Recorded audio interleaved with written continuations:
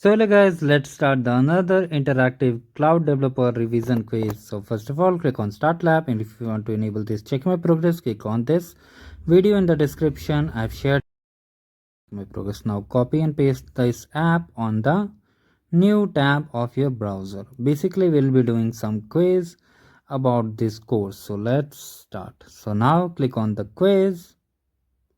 You have to basically answer some basic questions based on the labs you are doing. So here is, it will be external load balancer or regional. Can you confirm me?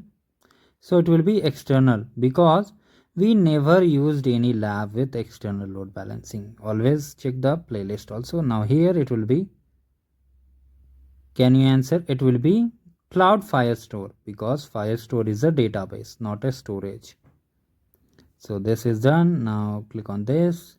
Now when you hit check my progress, you won't get score instantly, so wait for 30 to 40 seconds more and then we'll hit check my progress again.